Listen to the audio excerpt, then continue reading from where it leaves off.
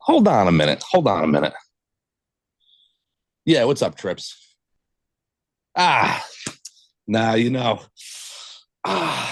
were loving it, I think. We booked that show pretty good. It was only like 4 months in the making. I mean, like I said, Bron Breakker is going to lose the belt to Jey Uso. Jey Uso is then going to lose it back to Bron Breakker, go into the Bloodline story. It's no big deal. It's this easy stuff, Trips. I got you. You got me. We're going to do this together, all right? Listen, I got some C2 videos to get to. Let me talk to you soon, all right? All right. All right. Until next time.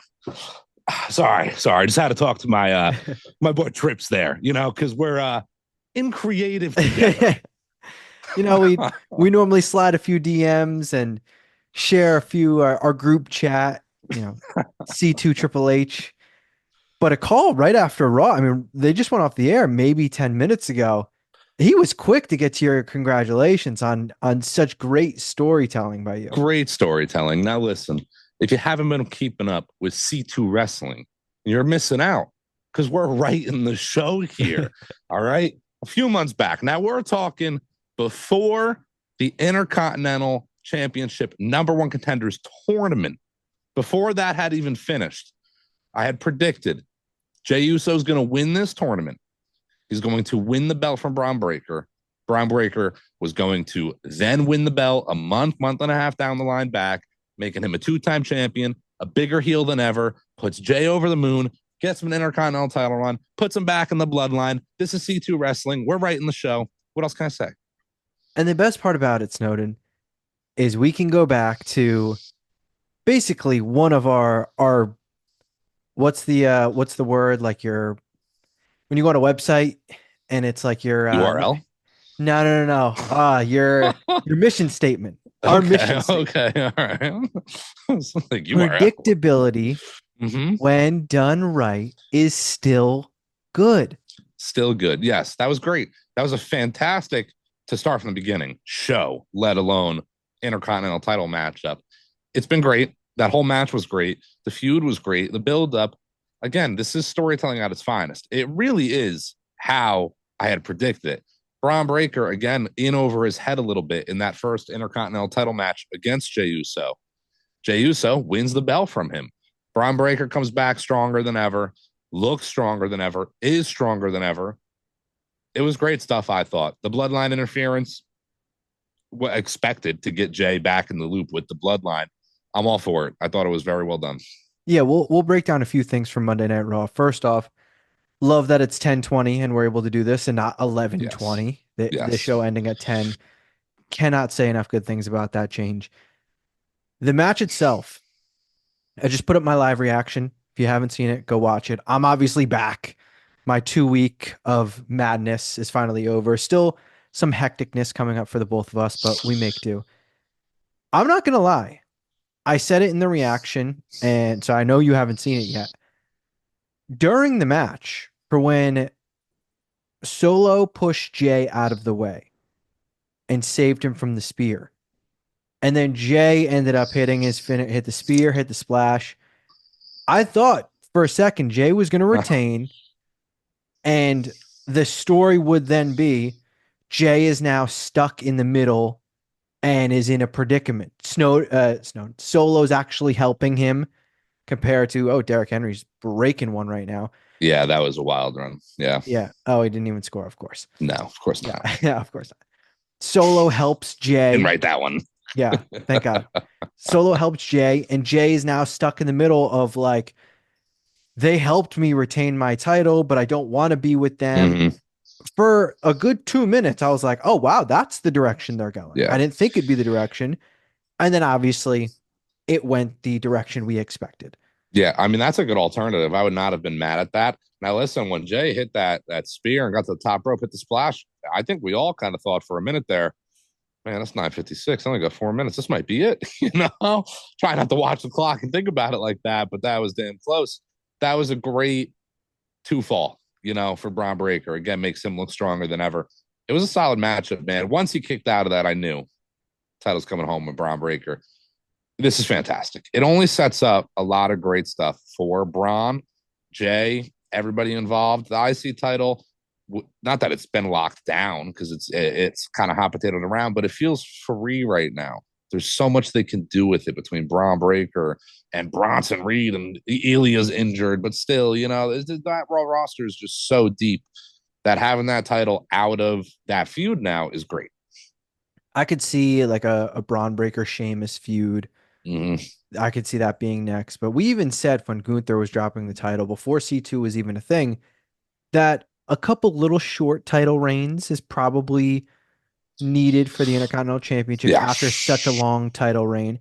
And it's been only 3 champions before title changes, all people who make sense, all people who are credible, and it has kept the title fresh.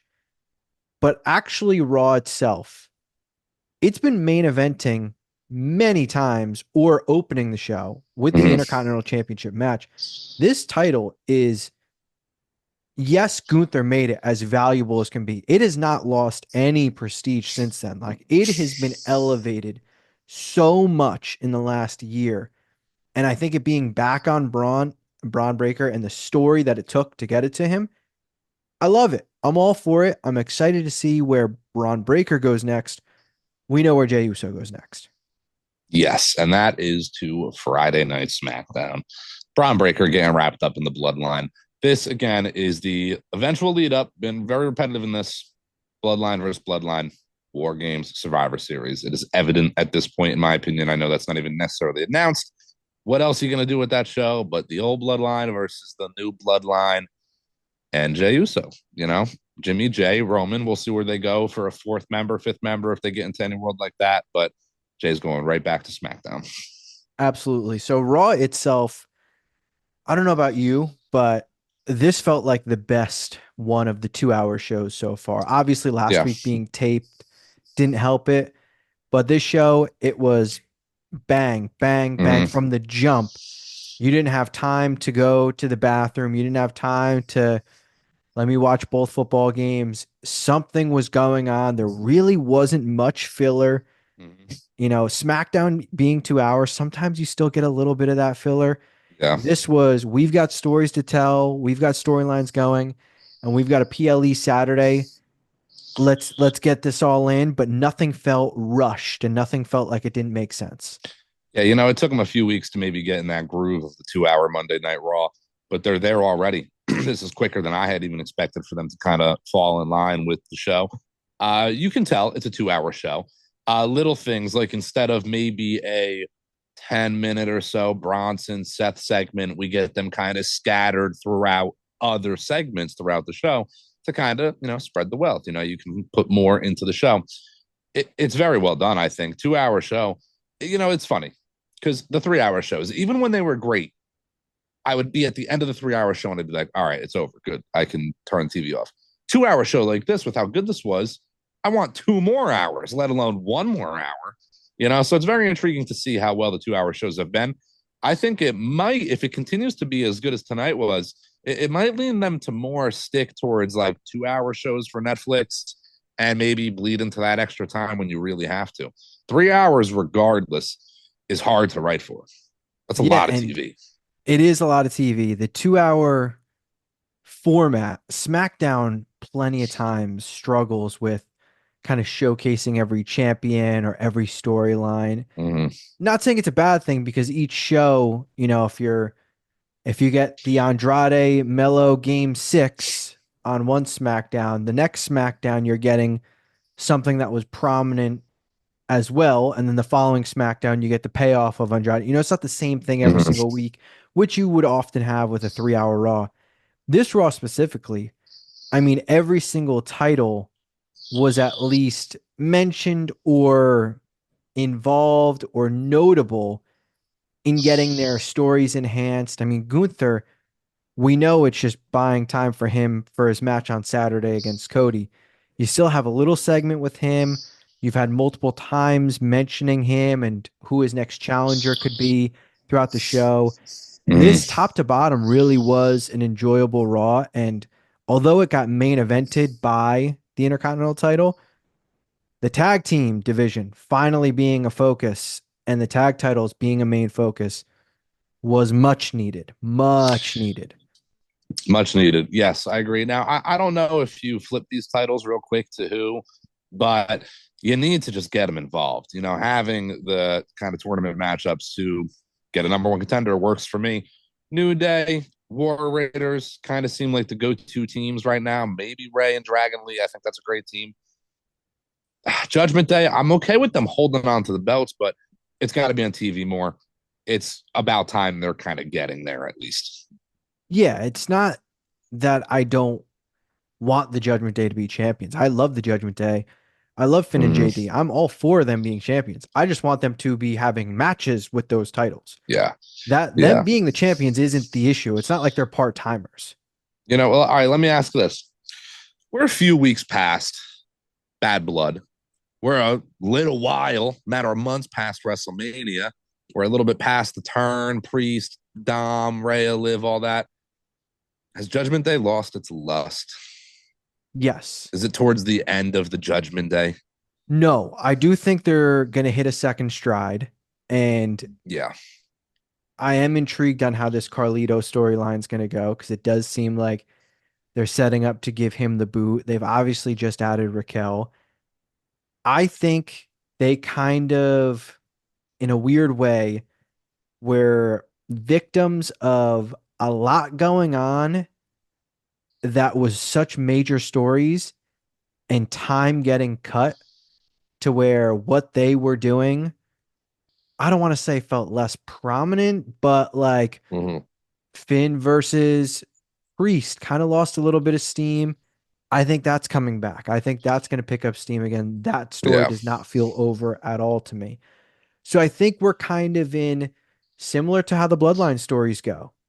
You kind of hit that point where you're like, here, you kind of tread water, maybe a couple similar outcomes every week or just a promo backstage.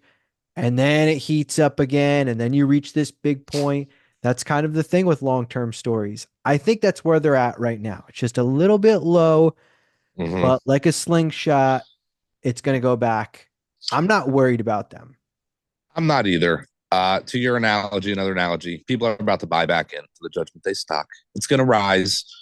It's only a matter of time. The storyline is hot.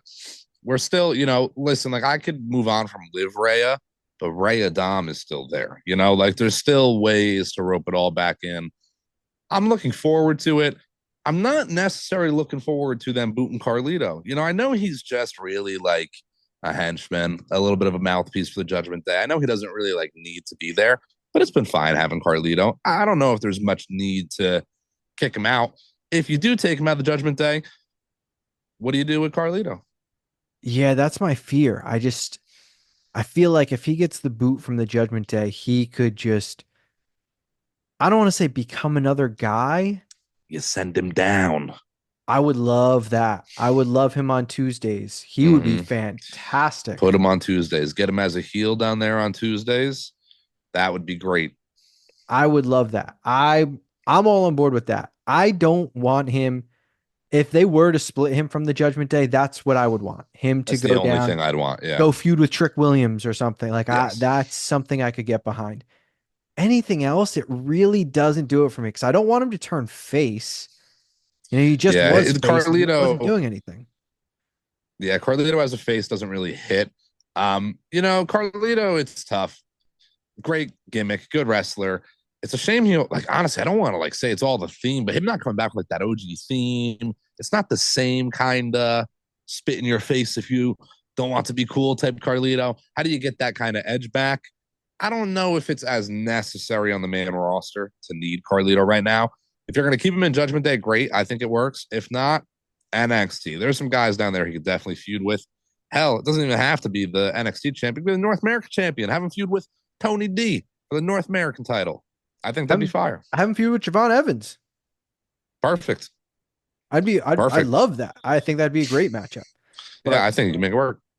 Raw, obviously, so many things happen in such a short time period on this episode that it's like my brain's almost scrambled, but I do want to hit on one last thing. We had the tag tournament continue. New Day advanced to next week. Dragon Lee and Rey Mysterio advanced next week.